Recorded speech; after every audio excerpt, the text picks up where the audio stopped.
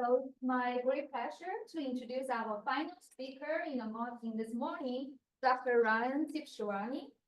He is a professor of statistics at UC Berkeley and a principal investigator in the Delphi group. Dr. Tibshirani's work bridges statistics, machine learning, and optimization, and he has made a significant contribution to the areas like non-parametric estimation, high-dimensional inference, and the distributional pre-inference. Among these honors, Dr. Tibshirani received the 2023 COPS President's Award. So please join me in giving him a warm welcome to Dr. Tibshirani.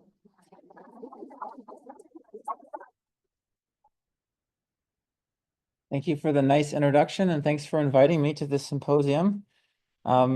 My talk is going to be quite different from the last two in terms of the topic, but I think, or at least I hope, the diversity of talks in the symposium reflects the diversity of Ken's interests. I know that Ken has a love for optimization, so I chose to talk about something optimization related. And this was completed very recently, just last week, right before the lead author here, Anastasios, went on the job market for the spring. So we were rushing to finish it before he began his interviews. So this is with Anastasios, who's a PhD student at UC Berkeley. He's advised by Michael Jordan. This work is also with Michael Jordan. I put up the slides on my website, so the link's there at the bottom in case you'd like to see them, and it's at the end of the talk as well. Okay, so I'm going to start off with what I would consider the classic picture in stochastic optimization. My talk is not going to be about stochastic optimization. It'll actually be about a setting which is more general and does not assume stochasticity, but I think that this is a very familiar starting point to many people, and so I want to start here. So I'm in a setting where I'm trying to optimize some function. That function, let's say, is an average or a sum of losses over samples, and I receive one sample at a time. So for example, I have a very large data set. I'm trying to train a logistic regression, and I'm going to be just sampling, an XY pair, and then taking a gradient step with respect to the logistic regression criteria in order to try to optimize this logistic regression problem, as an example. Okay, so this is typically what we see happen. This is logistic regression, by the way, in 2 dimensions. These are contours of the logistic loss function for just some problem I set up. This gray point here is where I'm going to start. I take 10 SGD steps. I'm doing stochastic gradient descent. So again, I sample an XY from my data set. I compute the gradient of my loss function. Here it's just logistic loss. And I move my parameter estimates, these are my coefficients in my logistic regression, in the direction of the negative gradient. I did that 10 times. That's where I ended up. Okay, now it's 20 times total, 50 iterations in, 100 iterations in, 200 iterations in. Okay, this is a very familiar picture when we teach stochastic optimization. I think oftentimes people use this picture.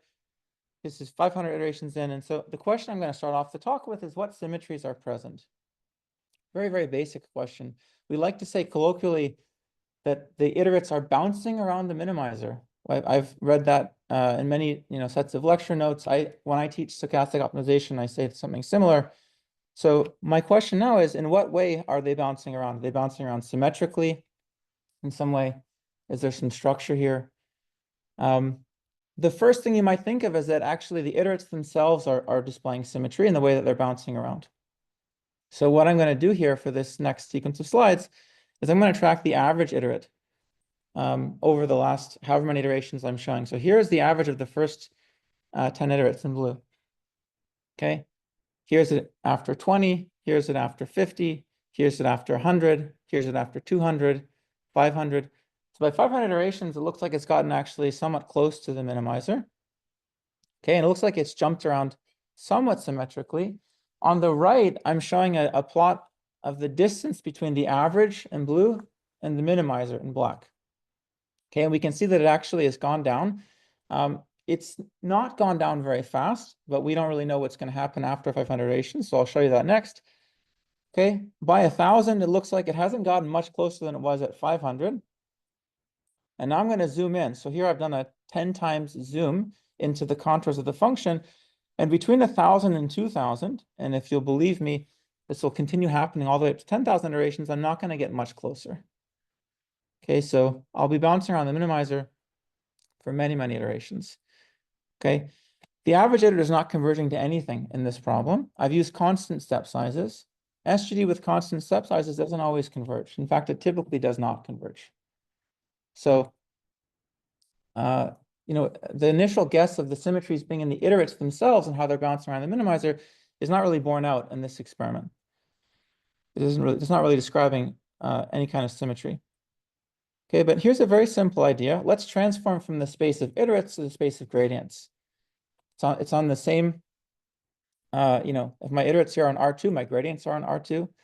I've standardized the problem so that actually I've chosen it so that step sizes of 1 are appropriate, so that we can even think about gradients and iterates as being on the same scale for this experiment. And I've made it so that the minimizer is at the origin, so I can actually think about the gradient as being at the origin as being, akin to the minimizer, an iterate being at the minimizer. So I'm just going to do that. I'm going to keep the contours being the same as you saw, but I'm going to plot gradients, not iterates. So every time that I go to computer update, I compute the gradient, I'm going to plot it here. Okay, so this is what happens after the first 10 iterations. Okay, the gradients are already averaging something that's very close to 0, the origin. 20 iterations, 50, 100. At 100, it's almost like it's overlapping exactly on top of the origin. And as I said before, here, it's really on the same scale as the iterates because the step sizes are of length 1. Okay, so you can think of the comparison and scale as being not corrupted by the step size or the size of the gradients. Okay, by 1,000 iterations, we're basically directly on top of the minimizer. And you can see that the distance between the average gradient and the origin on the right has dropped really fast. So here's a 10 times zoom. By 2,000 iterations, even with 10 times zoom, the average gradient is really right on top of the origin. And also, one thing that's interesting, you'll notice that this picture looks much more dense than the iterate picture. Looks like there's much more gray, right? If I go back a number of slides, look how less dense, more sparse this looks. It's because there's so much more structure in the average gradients that there's more overlapping lines. Okay, so something very different is happening here. The average gradient is converging to 0 very rapidly. And the term I'm going to use for the rest of this talk is that the gradients are equilibrating. They're achieving some kind of equilibrium where they're canceling each other out. So I've never given this talk before. This was, like I said, we just completed this work recently. I have no idea how much of this talk I'm going to get through because I prepared too much. So I decided to give my summary already. So here's a summary of my talk. So if after this, I don't make sense or I don't get through a lot of it, then hopefully you can walk away with this slide. So this phenomenon, which I'm going to call gradient equilibrium, has nothing to do with stochasticity. That's the first takeaway. It actually holds deterministically. So if you just give me any sequence of data points, or even more generally, any sequence of loss functions that are deterministic, it holds under very general conditions that are weaker than convexity. Other standard online first-order methods or stochastic first-order methods, for example, projected gradient descent. So I showed you gradient descent or stochastic gradient descent. So if I take the stochastic versions of projected gradient descent, proximal gradient descent, or mirror descent, they have the same property that they equilibrate gradients. It's not special to gradient descent. Interestingly, it's neither implied by nor does it imply convergence in the iterates. We kind of already could tell that from the picture that I showed you. It's a different property. It is neither implied by nor does it imply sublinear regret. So I'll explain to you what that means, which is a term that comes from online learning, but it has to do with whether or not I am, in hindsight, achieving something that is, in terms of the loss, the average loss, akin to the best possible average loss. And most importantly, I think this is an optimization talk, at least for part of it, but the motivation, I think, goes beyond optimization, at least for me. We believe that this property has implications for problems in stats and machine learning. So for example, in debiasing predictions, calibrating quantiles, learning ensemble models, learning pairwise comparison models, and some others. So I have some experiments at the end, which hopefully I can get to show you the applications. Okay, so those are the takeaways. So let me start off by introducing gradient equilibrium as a concept. It's a very simple concept to state. Suppose I have a sequence of loss functions. I'm gonna call those loss functions L, and the sequence index will be T. And suppose I have a sequence of parameter estimates or of iterates that come from something like stochastic gradient descent, or more appropriately, online gradient descent, because I haven't told you anything stochastic here. I'm going to say that these iterates satisfy gradient equilibrium, provided that the following is true.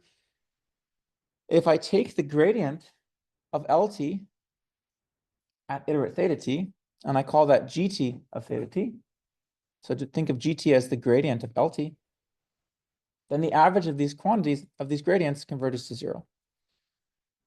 Okay, over the sequence. And for the experts in the room, on terms of optimization and analysis, this, what I'm going to use is something that generalizes both a traditional subgradient from convex analysis and a gradient in the traditional, in the kind of classical sense, so that I can think of this as being the derivative of a smooth function when it's smooth and non-convex, the subgradient of a convex function, you know, or something even more general than that. Okay, so it'll accommodate all these cases. So each loss typically depends on the data. So this is the applications that we think about in statistics and machine learning. So for example, I could have just a regression problem. The teeth loss function could be just the squared error between yt and xt. And I'm going to suppress the dependence on the underlying data for simplicity, but you can imagine that that's going to be underlying a lot of these losses. And the data can be arbitrary. That's why I'm saying it's more broad than stochastic gradient descent. There doesn't have to be any stochasticity to the data. It can be what people in the online learning community call adversarial. So I could be trying to predict the labels from Y's, from a sequence of features X, in which there was somebody who was trying to make the problem as hard as possible. They, looking at my past predictions, they can actually try to choose the future Y's to be as different in distribution as possible from my past predictions, just to make the problem more difficult. Okay, so this can encompass a stochastic setting where things are IID. It can encompass a stochastic setting where there's distribution shift or distribution drift. It can even encompass an adversarial setting. It's just a sequence of loss functions. And as traditional in the setup in online learning, we're going to think of the statistician as producing each parameter estimate or each iterate theta t based on the past. So I get to choose theta t based on all the past iterates and the past data points and the past loss functions without knowledge of the current loss or the current gradient. Okay, so I have to make my guess at theta t before I see xt and yt. That makes this condition very non-trivial. I don't know what the next gradient is going to be. I can't produce a theta to try to, you know, align the next gradient in a certain direction. So here are some examples of equilibrium conditions that'll already kind of hint at why this might be useful in applications. So let's take, these are some very simple examples. So let's take the squared loss. The loss is just this, the difference between a response or a data point yt and a parameter theta squared divided by 2. So its gradients are all of the form theta minus yt. That's the gradient of LT at theta. So if I say that the average of the gradients at the iterates theta t is converging to 0, it's the same as saying that the average of the theta t's is converging to the average of the y's. So here I'm using this the symbol to mean that the difference between these two sequences is converging to 0. Okay, so this is a type of unbiasedness condition, in other words, of my iterates. The fact that I've achieved gradient equilibrium means that my parameter estimates are on average unbiased along the sequence. Very, very simple condition. Quantile loss. So this is one that I'll talk about a bit later, and that inspired this work actually in the first place was some work that Emmanuel did with his one of his PhD students, Isaac Gibbs, where they looked at quantile loss. So this is another interpretable equilibrium condition. If I take the So quantile loss I'll introduce in a little more detail later, but you can think about it as an asymmetric L1 penalty or L1 loss. So on one side of the origin, it has slope tau. On the other side of the origin has slope 1 minus tau, okay, or rather minus 1 minus tau.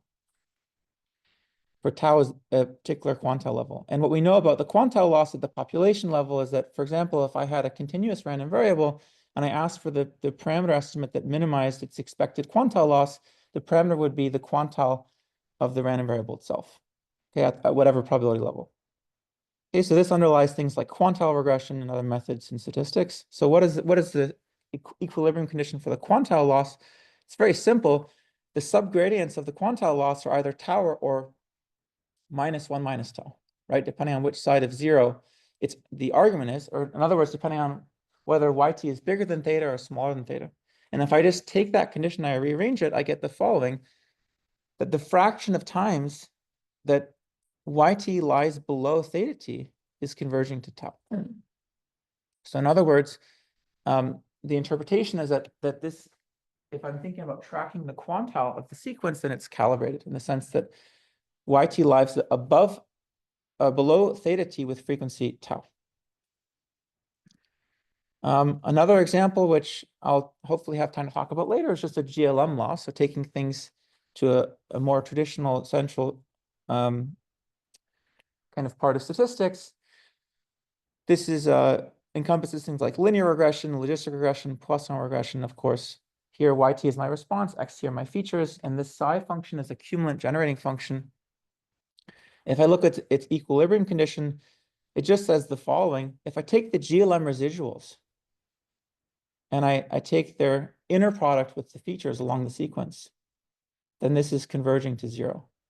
So in other words, the residuals from the GLM are uncorrelated with the features. I've extracted all the information from the features that I could have in this sequential sense. That's what the equilibrium condition means.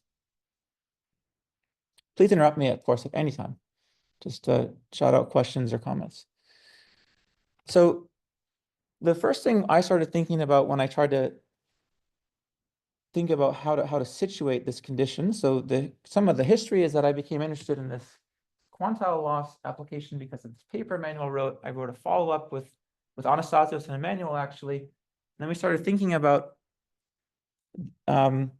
these types of conditions more generally. And the first thing that comes to mind is how does it compare to the standard conditions, right? Because if somehow gradient equilibrium were a consequence of something like no regret, then I would have not much to study. I could just say that if algorithms achieve sublinear regret or no regret, then they also achieve gradient equilibrium, right? So it would make this a very kind of, in some sense, easy problem to study because it'll be consequence of something much more well studied. So what does no regret mean? Let me introduce that concept to you. No regret is the following property, different property than gradient equilibrium in terms of its definition. I say that a sequence of iterates achieves no regret if the average loss function minus the very best I could have done with a fixed parameter in hindsight converges to 0. Right? So this is most naturally, I think, thought of, in my opinion, a stochastic setting. In a stochastic setting, this would be what I would have done if I got all the data in batch. You gave me all the billion data points and I ran one big logistic regression to estimate the parameters. That's the smallest I could have made the criterion. And this is what I would have gotten if I had gotten the data sequentially. Okay, so no regret means that I've done as best as possible compared to in hindsight, to the best fixed parameter choice. Regret's been definitely the dominant metric in online learning for decades. Something that I learned in writing this paper and trying to think about the related work is that actually the concept dates back to game theory in the 1950s into the work of David Blackwell. So it has a very rich history of study. Many books give a central focus on regret, and there's lots of powerful machinery for regret analysis that's been developed. And this is, of course, the natural question is one the implication of the other? And I have two very simple illustrative examples that will convince you that neither is implied by the other in general. So let me show you the first one, which is that no regret does not imply gradient equilibrium in general. Okay, so here's an example of a sequence in which all the loss functions are the same. They are all just the absolute value loss. Very, very simple problem. And my iterates are being shown in red here. I'm going to approach the minimizer from the right. And if I approach the minimizer fast enough, then I'll have no regret. But in fact, all the gradients here are 1, right? Because the derivative of the absolute value on the right side of 0 is 1. The gradients are averaging to 1. So they're certainly not equilibrating. Here's another example, which is also familiar because of the intro slides I gave you. So here's an example in which I'm bouncing around the minimizer symmetrically. So I'm just going to, on even iterates, I'll be on the right side of 0. On odd iterates, I'll be on the left side of 0. The gradients will all cancel because they're all just -1 and 1. So as long as there's, an alternating scheme where I bounce between the right and the left sides of 0, then they'll average to 0, but I certainly don't have no regret. Okay, so one point to make is that the non-smoothness here is not critical. Examples exist in both directions, even with smooth and strongly convex loss functions. I just chose the absolute value losses because their gradients are very simple. Okay, so even in very strong conditions, if I give you all the smoothness that you'd like, if I give you strong convexity, I can give you very simple examples which show you that you can achieve one and not the other in general. So the takeaway from the last 2 examples is that gradient equilibrium is not equivalent to no regret. And so it seems worthwhile developing a theory of gradient equilibrium on its own. And I'll often abbreviate it by GEQ. And there's actually another kind of second takeaway, which is going back to the first set of slides I showed you. It's also not equivalent to iterate convergence. So I think this is interesting to draw out slightly. You've already seen examples of this, but I just want to record what we observed. I can achieve gradient equilibrium even when the iterates are moving dynamically. That's what it means to have gradient equilibrium and not iterate convergence. So if I'm in a situation in which there's lots of distribution drift, I'm trying to track a parameter, I'm not converging to anything, I can actually still equilibrate the gradients. Okay, so it's a pretty interesting property. And remember that we're in a situation in which we don't know the next gradient at the time of producing the iterate. So it's not as simple as choosing to perform this scheme, right? This scheme makes things look very trivial because all the losses are the same. In general, I don't know what the next loss function is going to be. Right? So being able to achieve equilibrium as the iterates are drifting is not trivial. And the other direction, I can, even if I'm converging to the minimizer, I can fail to achieve gradient equilibrium if we approach the minimizer asymmetrically. Right? So there's something that I have to do special if I want to have both iterate convergence and equilibrium. And the best thing is that, as I've already told you, we don't need to invent new algorithms. So the fact that it's a different property makes you, the first thing you might think is, well, that's too bad, because if it's truly different, I might have to actually think of a different algorithm, which means that I can't use my favorite algorithm. The world runs on stochastic gradient descent in some ways, or its variants, at least in the ML world. But we're going to see we don't need to invent new algorithms. So the algorithms we already use and we already like, they actually already achieve gradient equilibrium. Okay, so that brings me to the next part, which is on gradient descent. When do I finish? I can't remember like what time I have. Okay, all right.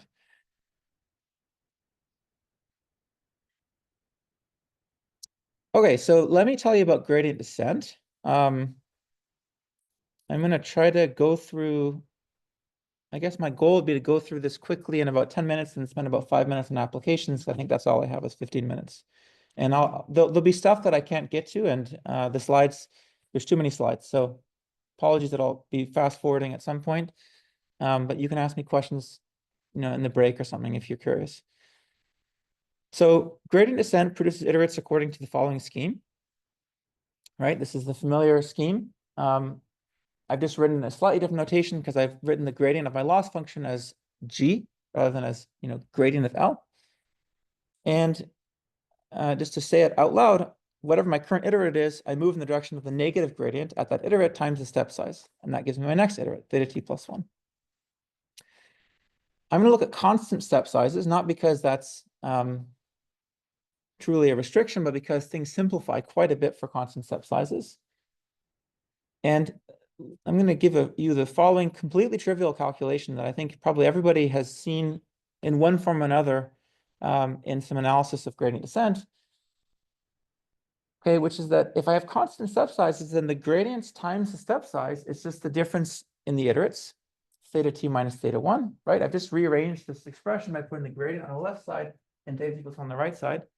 And now if I add this up over all iterations, then I learn that eta times the sum of the gradients is equal to where I started minus where I ended up, because the right-hand side telescopes. Which means that if I divide by eta times t, I get that the average gradient is equal to where I started minus where I ended up divided by eta t. Right? Very, very basic calculation. But that basic calculation actually gives us something that I think is somewhat insightful, which is that if I run stochastic gradient descent or online gradient descent with constant step sizes, then the average gradient has this expression, theta 1 minus theta t plus 1 divided by eta t. And therefore, gradient equilibrium holds as long as the right-hand side goes to 0. When does the right-hand side go to 0? I use the triangle inequality, right? Then this is just a constant. This is where I started. So I can ignore this when I'm dividing by eta times capital T. I just need this to grow sublinearly in T. If the norm of my iterate does not drift off to infinity faster than, if it drifts off to infinity slower than a linear rate, then the right-hand side will go to 0. So in particular, if I'm running gradient descent and my iterates remain bounded, right, which is in many instances what I would expect to happen, then I'm going to be achieving gradient equilibrium. And in fact, it's an if and only if. So this is, I wrote if, but really it's an if and only if, because just looking at this expression, that's the only way I can achieve gradient equilibrium. If the iterates are slowly growing, which I used to mean that the L2 norm is little o of t, grows slower than linear.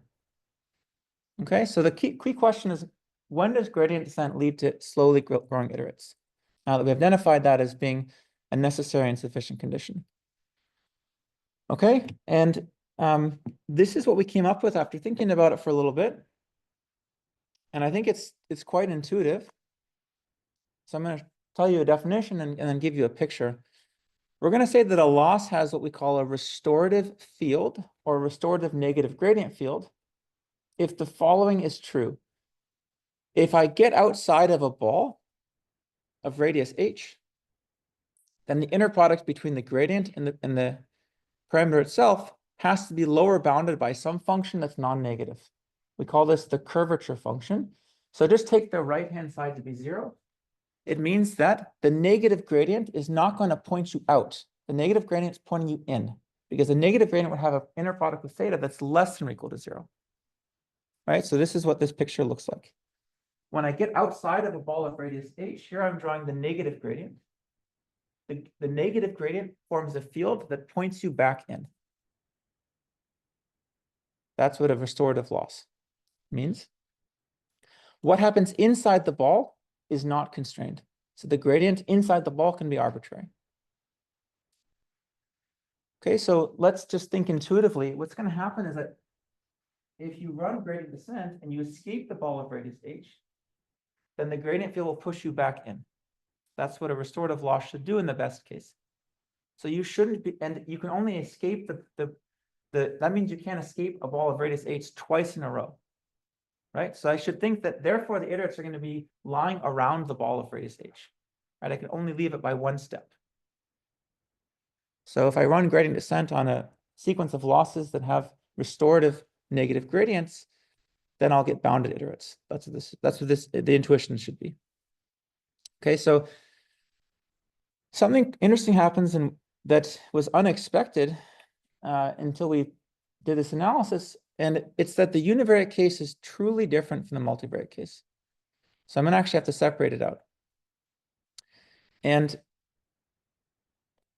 the weakest form of curvature in this definition is when I take this curvature function to be 0.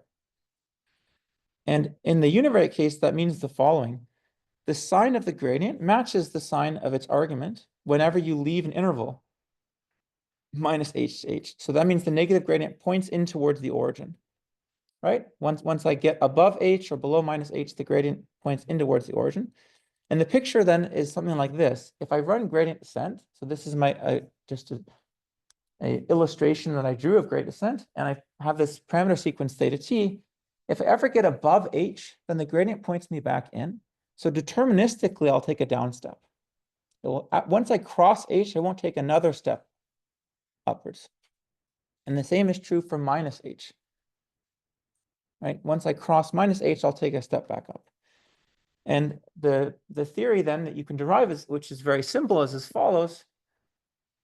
If the dimension is 1, and each loss is restorative, and it has horizon h, that's the h in the condition, and it has the weakest possible curvature. Then if the loss is Lipschitz with constant L, then the iterates are bounded by h plus eta L. And the proof you can see from this picture is that once I cross this this horizontal line at h, I have to go down. So I'll never be able to jump up twice. And the amount I can move is eta times L, because L is the bound of the gradient, eta is the step size. So that means that if I start below h, I can only go up to h plus eta L. And then I have to come back down. So that'll bound the iterates. That's the proof. And it generalizes this argument that Emmanuel and his student gave in this quantile paper. Okay, and therefore the average of the gradients is less than or equal to h plus eta L over eta t. This goes to 0. So it's 0 very quickly, right? It's just a constant over t. So the next thing we thought is, well, if we keep the curvature at 0, can we guarantee bounded iterates in multiple dimensions, right? Just like one dimension. And if you think about it for a little while, you realize the answer is actually no. And this is where the difference between 1 and higher dimensions becomes very transparent. And the reason is because in 2 dimensions or higher, I can always find a direction that's non-zero, that's orthogonal to the current vector that defines the iterate. And if I move in that orthogonal direction, I will still have restorative with 0 curvature, because the gradient will be orthogonal, but I will cause the trajectory to spiral and grow at the rate root t. So here's the picture for that. I'm just going to create a spiral where at every point I take an orthogonal step to the direction that I am from the origin. So this is orthogonal to this vector, right? At this point, I'm going to go orthogonal to that vector. And if I just look at the squared distance here, then I'm going to see that the squared distance grows linearly because all the cross products are 0. And I just keep adding eta L at every iteration, which means that the distance to the origin grows like the square root of the number of steps. Okay, so this actually tells you that 0 curvature, in the very best case, can only result in iterates that grow at the rate root t. And in fact, you can prove that that's also in general true with restorative gradient fields with 0 curvature. Okay, so I'll still get gradient equilibrium, but the gradients will be converted to 0 at the rate 1 over root t. So slower than in 1 dimension. Okay. And this is the part where I'm going to have to go quickly because I'm running a bit out of time. In order to get this 1 over t convergence of the average gradients to 0, you need to assume a stronger form of curvature in multiple dimensions. And actually, it's not unwieldy. You just need to assume that the curvature, for example, is positive, not 0. You can imagine that means that some of the angles that the gradients point have to point you a little bit in. They can't be pointing orthogonal. It can't cause this growth in the iterate norm. That's if the losses are Lipschitz. If the losses are only locally Lipschitz, like a squared loss, for example, isn't Lipschitz globally, then I can have an even stronger form of curvature, which is that the curvature function is a quadratic in the gradient, and I'll still get bounded iterates. Okay, so here's this is a picture of the difference between 0 curvature and positive curvature. 2 dimensions, it turns a spiral into an orbit. And here's a summary of the abstract theory, just very quickly that, if you're in multiple dimensions and you'd like gradient descent to give you bounded iterates, then you need things like positive or quadratic curvature. In 1 dimension, actually, 0 curvature is sufficient. Okay, so just some high-level comments. all these bounds are actually multi-resolution, so that they apply to any segment of length t. So if I'm running gradient descent and I say, are the average of the gradients between iterations 10,000 and 20,000 converging to 0? It's the same analysis.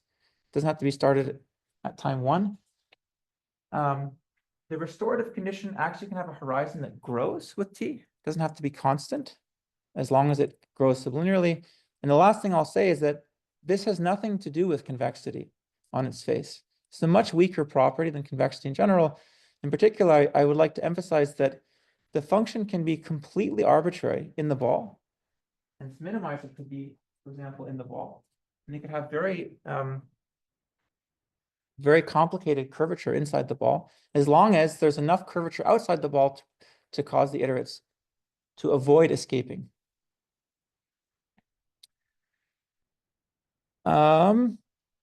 Okay, I'm going to skip all this. There's extensions of the theory.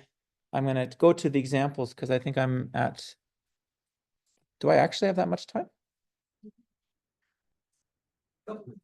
Okay, yeah, I'll go for 5 more minutes. Hopefully that'll be okay. So let me give you some examples, and then I'll finish with some experiments. So the first example is the one that motivated this, is just quantile loss. So I just want to check that the quantile loss case, we get what we expect to get from previous work. Here, this is the quantile loss. It's an asymmetric L1 loss. Its gradients are either minus tau or 1 minus tau. The loss is Lipschitz. And I can just check that if the iterates are if the data is bounded, right? Then when theta is less than minus h, for example, then the gradient will, the negative gradient will point into the origin, right? And when theta is bigger than h, the negative gradient will point into the origin. So I have to check that the sign of the gradient matches the sign of the parameter outside of minus h. And that just happens as long as, for example, I set h to be an upper bound on the data. Okay, so if I think that I can't see data outside of some region, then I'm going to have the gradients won't escape that region, essentially. Okay, and applying this gives me the result that I'm familiar with from the online conformal literature, and this is just drawn out in a little more detail. Is that in the online conformal literature, I replace the data by a score function, like in Emmanuel's talk. And I form a prediction set by inverting the statement that the score function is less than or equal to some hypothesized quantile, theta t. And the data point being in the prediction set is equivalent to the score being less than or equal to the estimate of the quantile. And so that last guarantee I showed you just actually translates into the guarantee that I'll have coverage, whatever I desire, on the sequence that deviates from the nominal coverage at most by something over the number of points of which I'm averaging. Okay, and this bound is very small, typically in practice. Okay, which recovers some earlier online conformal prediction results. Okay, so what else can we do? So for squared loss, I'll go through this quickly. For squared loss, you can ignore the details, just listen to the high-level description. This loss is locally Lipschitz, and it has quadratic curvature. The statement that has quadratic curvature actually just compares the gradient inner product to the gradient squared.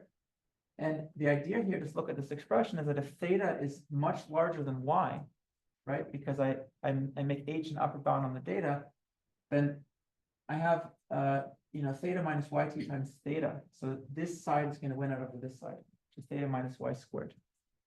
So I'm able to check the condition I need to get the fields pointing back in, and I can get the same idea to translate into a bias bound along the sequence. The average of the thetas minus the average of the y's is less than or equal to some constant over t. And I calculated this, but didn't put on the slide. This is 8. This is 8 if I take 8 over t, if I take delta to be a half, as an example. Okay, so these aren't big constants. So what is the application of this one? Let me give you the application of this one, and then I'll have to probably jump to some experiments and then conclude. So here's an idea where we can apply that. I can replace the data by a residual from a black box prediction model. So I can have my favorite model try to predict y from x sequentially, arbitrary feature, arbitrary response, arbitrary model. And then I can run online gradient descent on the residuals. And this will say that I can debias these predictions in such a way that the average of the adjusted predictions minus the average of the data they're trying to predict in absolute value is less than or equal to 8 over t, for example, if I set delta to be a half or something over t. Okay, the same idea, for example, extends to groups. If I had, predictions for some demographic group, I could apply gradient descent in parallel to these different groups, and I could get debiased predictions per group. Okay, the same is true with logistic. I can do logistic debiasing. I'm going to have to skip that. So I can debias probabilistic predictions of discrete labels. And the same is actually true with GLMs. Also going to have to skip that. But I'm just going to say that now we can actually, instead of debiasing, I can decorrelate with arbitrary features. So if you give me, if these features could indicate group membership, they can indicate whatever you'd like. I can try to get the adjusted predictions to be decorrelated with these features along the sequence from the same theorem.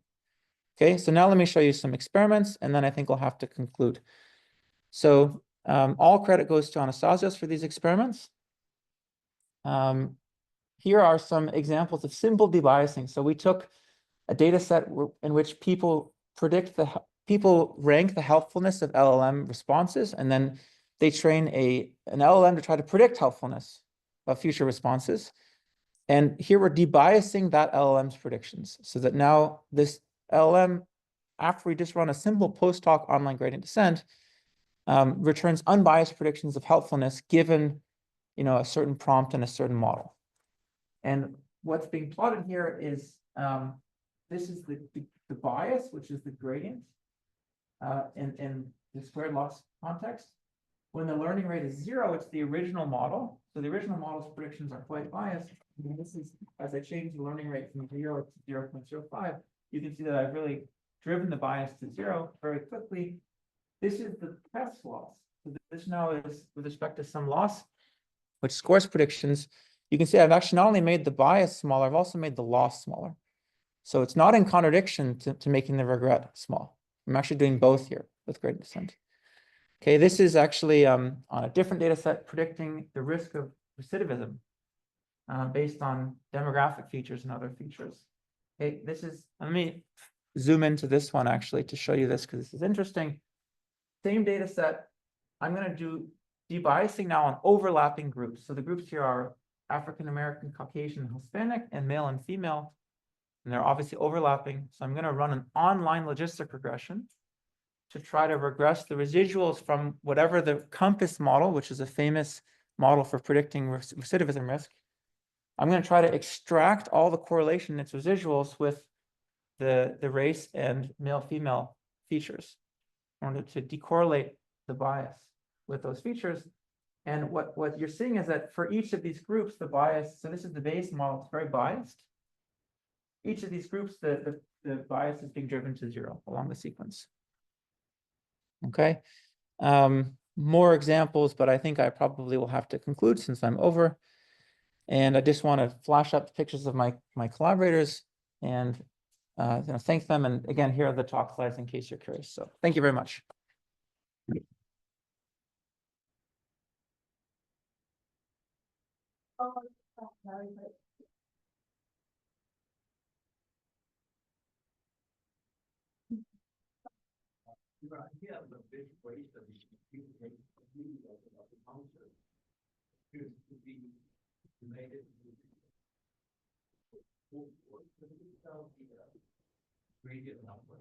Yeah. Yes. Great question. So in the paper, we have a proof that co-coercive operators. So if an operator is strongly monotone and strongly co-coercive, then it satisfies its property, but not the other way. So it's implied by these things, but not the other way. Of course, not the other way because what happens inside the ball is arbitrary, right? So it's kind of like a restricted version of those.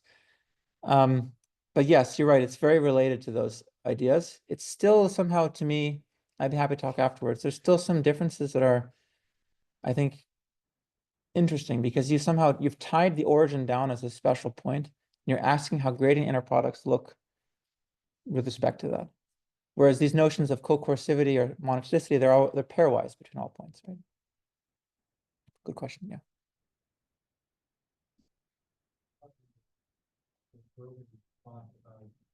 Loss functions in the adversarial. I was wondering if you could comment or sort of elaborate on how adversarial loss functions relate to positivity, positive curvature. Yeah, so the adversarial nature of the loss functions doesn't really intersect with that. The property of the losses that have to do with whether they have curvature, that's driven by, for example, whether the data can be unbounded. Because if the data can be unbounded and the losses can be unbounded and the gradients can be unbounded, then you somehow cannot protect against an arbitrary sequence.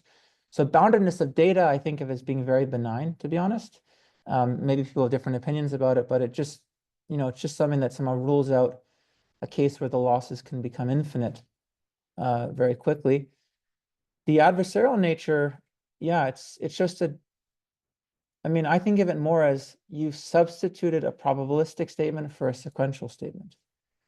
So when I have a stochastic model, I like to make statements about probabilities of events, right? So I could say something like, at time 100, the probability that I'll cover is whatever, because I have a probability model, the data at time 100. I can't do that in this model. The data at time 100 is literally just an element of the sequence. So I've substituted all my probabilistic thinking for sequential thinking. I can tell you that actually average from 100 to 1,000, something will happen, right? So you lose something and then you gain something by moving from probabilistic to adversarial.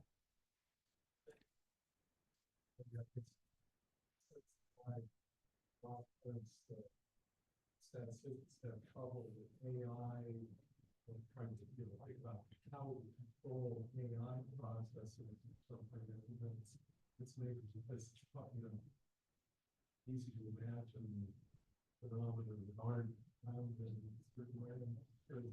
We have a sort of similar things of the kind of armchair, right? Because we thought about these issues, I'm just wondering how you see this interfacing with ideas of control and AI process. Well, I won't pretend to have a lot of great ideas there, but I do think that this interacts very intimately with control as a field. So I think that another way to say this is that we're trying to hit a fixed point of an operator, which is the gradient. That fixed point is 0, right? So, and at least in certain non-stochastic studies of control, they think about the problem in similar language at a high level. I don't know enough about control to say that I have, like a great command of that, but that's my intuition. And in terms of things being completely adversarial or non-stochastic and being relevant to AI, a lot of these experiments, I think, come from, especially because Anastasios is really interested and works in that area, come from applications in which stochasticity would be laughable.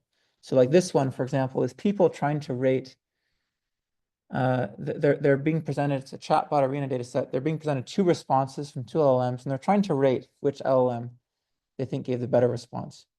And it's well known that people log onto this platform and try to tank models they don't like, or try to give corrupt rankings because they're just being, they're trolling or something, right? So there's definitely not and there's a very specific population of people who use this a lot, right? So it's definitely not stochastic in a traditional sense.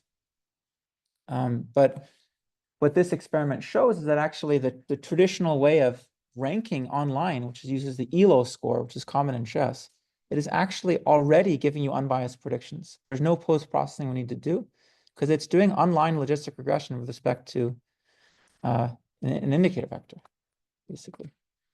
And so that's something that we thought was interesting. It's like ELO score and also this ranking, anything that uses that's already unbiased in terms of this sequential notion.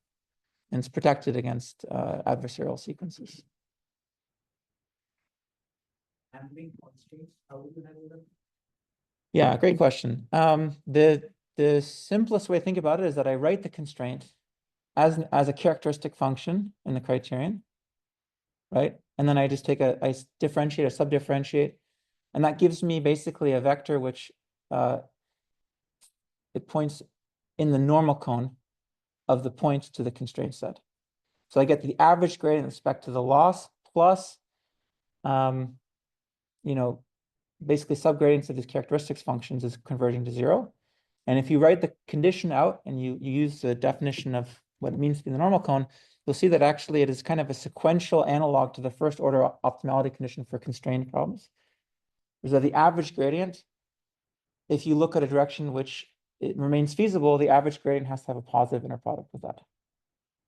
Right? So if I take a direction which is on average feasible, then the average gradients can tell me don't move in that direction. That's what the sequential, that's what the constraint analog would be. Thanks, Dr. Tibshirani.